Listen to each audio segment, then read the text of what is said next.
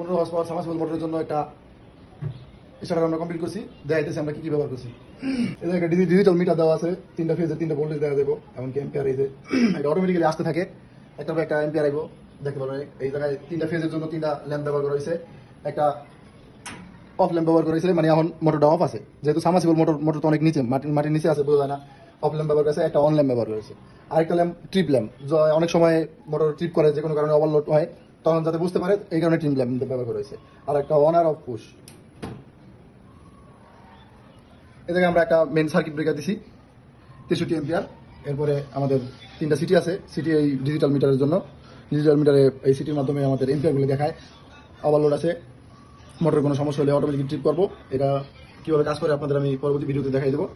এবং কি মোটরটা স্টার্টারটা করা হয়েছে 3টা স্টার্টারের মাধ্যমে, টাইমার আছে, ওভারলোড আছে, ফিউজ দেওয়া আছে, একটা কেবিআর ব্যবহার করা হয়েছে, কেবিআর জন্য আলাদাভাবে একটা ম্যাগনেটিক কন্ট্যাক্টর ব্যবহার করা হয়েছে। সব মিলিয়ে একটা স্টার্টার আমরা কমপ্লিট করছি। এখন আপনাদের আমরা চালায় দেখাইতেছি। এটা হচ্ছে অন পুশ, এটা অফ পুশ। এই অন হয়ে গেছে মোটর, এম্পিয়ার নিতেছে এই যে দেখেন 15.9 এম্পিয়ার। ভোল্ট আছে, একটা এক ফেজে আছে 440 ভোল্ট, আরেকটা আছে 300 এম্পিয়ার আছে 23 এম্পিয়ার নিতেছে, 23.0 আছে।